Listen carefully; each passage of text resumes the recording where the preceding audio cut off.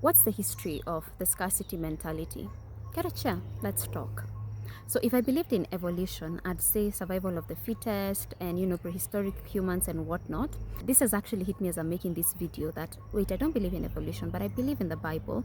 And I was trying to see, can I track the scarcity mentality to somewhere in the Bible? So I'm just going to jump from the Bible to modern history. And what came to me was when Cain was cast and he went and he started a city. I think it was called Nod or Enosh or something. I can't remember. I think he started multiple cities. And his sons were all major inventors, and all of them show certain facets of humanity being so estranged from God that they were depending on themselves. And because they had to depend on themselves and man's strength is finite, there was scarcity, according to my theory. Now let's bring it closer to more recent history.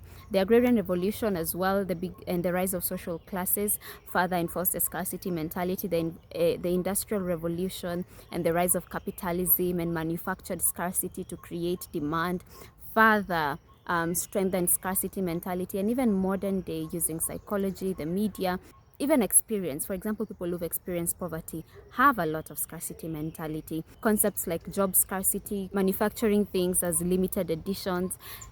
Na hayo mambo yote, they further reinforce the scarcity mentality.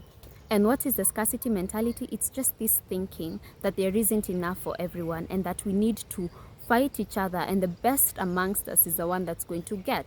And the loser, okay, basically it's Abba's song, the winner takes it all, the loser has to fall. Episode 1627, Embracing Discomfort.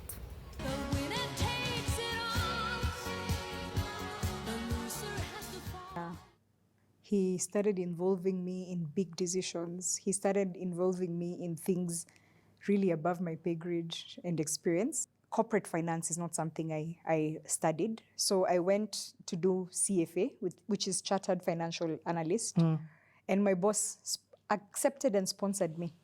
There is grace, which I think in Africa we need to redefine. But when you marry grace with intentional hard work. Let me start this off with another Bible story. You've heard of Joshua and Caleb and the other 10 spies. They were 12 in total. They were sent to spy the land in, what's the name of the place? They were sent to spy Canaan and to just look at the landscape and come and report back. And the two of them, because of the faith they had in God, they saw the challenges that stood before them, but they told the people that, yes, the people were big, yes, the land is amazing, but the Lord will deliver this land unto us. And the other 10 talked about how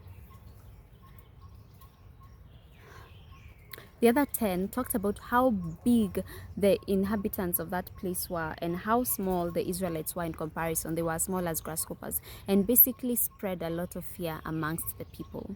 And the people were swayed to believe the report of the 10 spies to such a degree that they started complaining and murmuring, and the Lord's anger was invoked, and the Lord cast them and said that none of them shall enter into Canaan. Only Joshua and Caleb who carried a good report. Which report are you going to believe? And this will sound very controversial when I say it. Yeah. But I say as much as there's unemployment, there's not. I agree.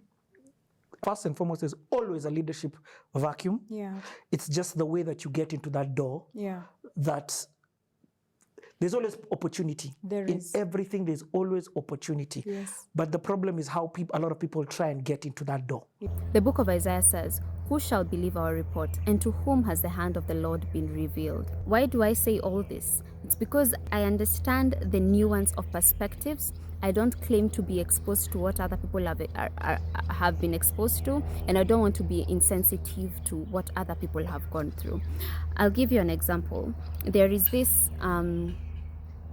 story that's told. It's an African/Indian tale, and it varies in accuracies, but the message is the same. That there were 5 men in a room. They're either blind or they're in a dark room. Those are the nuances.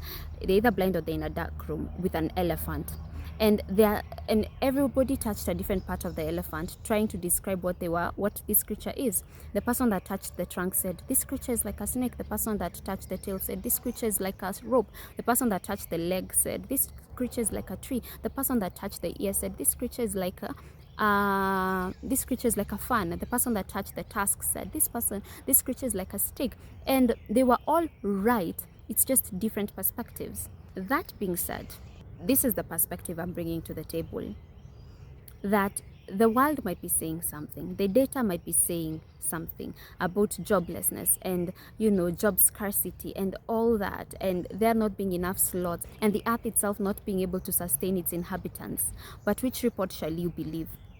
Even when you're faced with evidence, because these 10 people did not go sit somewhere under a tree and start chanaing Jabba. They accurately reported what they saw, but it was a wrong report because it did not put into account the fact that it's the Lord who was sending them. Let's go back to our story. I always tell my colleagues in my team that I've never done a job that I have experience or have gone to school to do. But then remember, we spoke about grace and intentionality. Those two have to marry. We have grace, we pray. But then even as we do things, we have to do them from a place of excellence. We've learned that exposure is a system that fuels learning and adaptability. System that fuels learning and is the system that fuels learning and adaptability. For heaven's sake, Wajiri.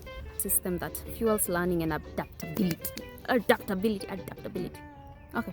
We've learned that exposure is a system that fuels learning, and that everything new you experience is exposure. No human being can know it all. No human being can be exposed to everything and can experience everything, and that's part of the reason why we need each other. I'll give you an example. My line of work, social media management, when I was starting this, I thought it's an actual joke.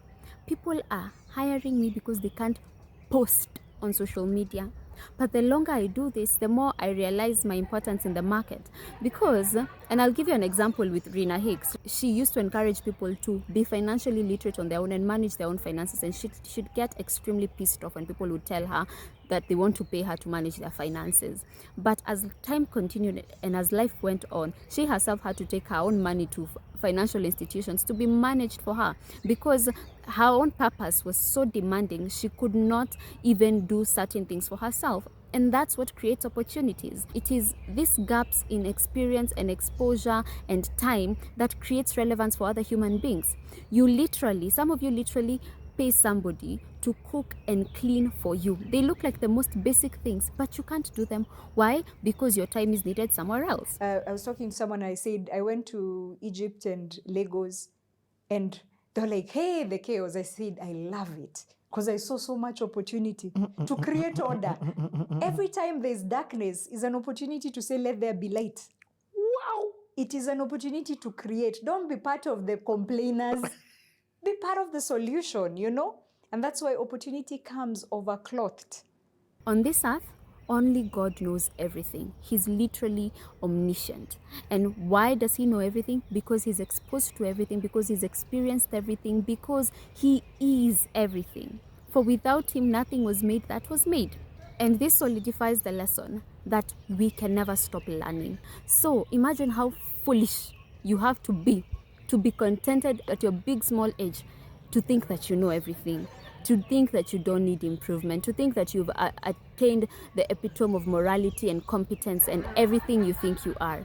Basically, if you stop learning, you stop growing. And that is how Mercy differentiated herself. It wasn't because of her educational credentials. It's because she was willing to consistently learn and grow.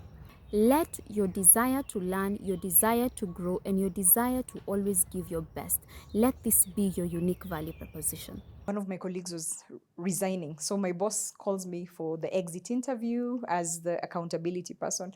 My boss said, by the way, let me tell you something.